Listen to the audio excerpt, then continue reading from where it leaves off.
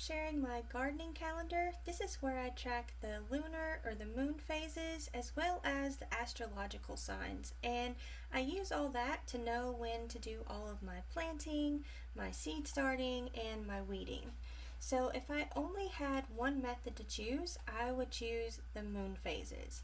I know that sounds pretty woo-woo, but farmers have been using this for centuries. So we start out the month in the dark moon phase.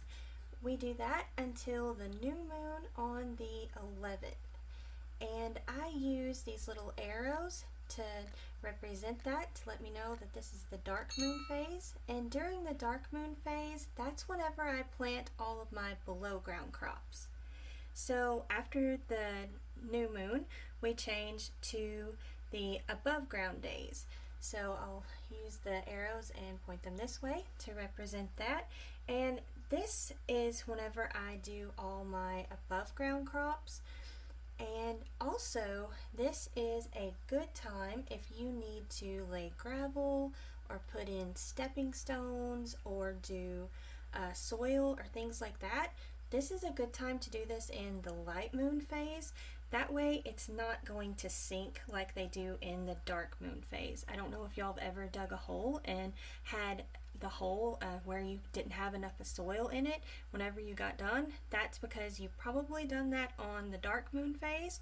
So this is a lot better to do in the light moon phase. Another thing, I don't remember if I said, but is to do fence posts. That's another really good thing to do in the light moon phase. Okay, so after on the full moon, we change back to the dark moon phase, and we continue with the dark moon phase all the way through to the end of the month into the beginning of next month. Okay, so the second thing that I track are the astrological signs. And each astrological sign has kind of like a different meaning or thing that I personally do with them. So on the first is Virgo the bowels. So I usually just go ahead and write the sign here. And the Virgo the bowels is a flowering day. So I'll like write flower or flowering, something like that. And the second through the fourth are also flowering days, but the sign is Libra the rains. So we'll write that, and this just continues on every month. It just falls at different times. So we've got the flowering sign. So of course, whenever it's the flowering days, these are the days that you plant your flowers, but unfortunately they're falling on below ground days, so it really doesn't line up so great. So next up, we have the 5th and the 6th are very fertile days. So these are like the best of the best days to plant. So we have very fertile days, and the astrological sign is Scorpio the secrets. So we'll write that. So if you have any below ground crops you want to plant, these are the days to do it, as well as the 7th and the 8th. Now they are not very fertile, but they're still fertile days. So they're still really good days, and that's Sagittarius the thighs. Okay, and then we still, continuing with that, have more fertile days. So it's Capricorn the knees. Let's see, that's the 9th and the 10th. So more fertile days, and that's Capricorn the knees. Okay, and still continuing on, we have more fertile days. So this is also fertile, and this is Aquarius. What is it? The legs. That's what it is. Aquarius the legs. Here we go. Okay, and now we're back to very fertile days. So we have very fertile days. So again, if you have something to plant, this is the day to do it. And we're kind of changing up. So we did have all the below ground days, and now we're changing up to above ground days. So we still got really good fertile days on where in both signs, whether it's above ground or below ground. Okay, so the very fertile days are Pisces the feet. There we go. All right, now we're going to move on to killing days. Now, the 15th and the 16th are or actually the 15th through the 17th are all killing days. And on these days, I like to do as much weeding as possible. It really seems to make a big difference, and the plants, like the weeds, seem to die and not come back nearly as strong if you do this. And the sign with this is Aries, the head. So we'll do that.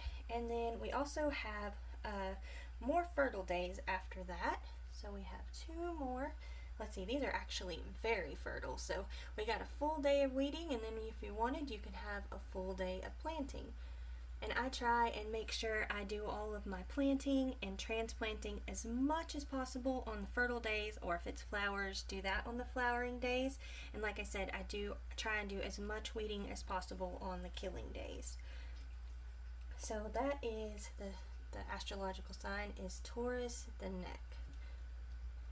And then my most favorite one of all, which I think works amazing and I love so much, is the bean and pea day. I have had the best luck probably with this one more than anything, and I really love it. And the astrological sign that goes with it is Gemini, the arms, which I think is so funny because if y'all have grown beans or peas, y'all know how they have the little tendrils that like to sprawl out and grab onto things. I love that.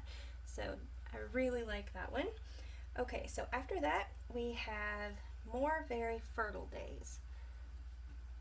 Okay, so very fertile. And that is Cancer, the breast. Okay, and on the full moon here, we have a couple of killing days here. So this is killing days, and I just wrote that wrong. There we go. So Leo, the heart. If y'all can't tell, I'm not a perfectionist. I just need something to let me know when I need to do these things through the month. Okay, then on the 27th, we've got flowering days. And unfortunately, these are falling on below ground days again, so that's not good, but it'll change up and it works out. I know it seems like it probably wouldn't, but it does. So that flowering day all the way through to the 29th is flowering days, and that is Virgo, the bowels. Okay, and then the last 2 days of the month are also flowering days, and that is Libra, the reins. Okay, and then we'll just, next month we will be in the dark moon phase again. So I think that's everything as far as that goes. Just to recap, we have our below ground days where we plant our below ground crops, our above ground days where we plant our above ground crops. We have the different astrological signs that show the flowering days, or that represent like the flowering days, the fertile days, the very fertile days, and then the killing days, which are really good for weeding. I think that's everything there. There's also days that are good for changes. Supposedly the 7th through the 10th are really good for changes. The past few months we haven't had any good days for that, so that's kind of nice with the new year and everybody wanting to make new goals and everything like that. Usually in January, about the only things that I would plant would be celery. And I would do that like on the 14th. I think last year, or the year I grew it last, I planted it on the 15th, but that's a killing day, so I would just go back to the next fertile day, which would be the 14th.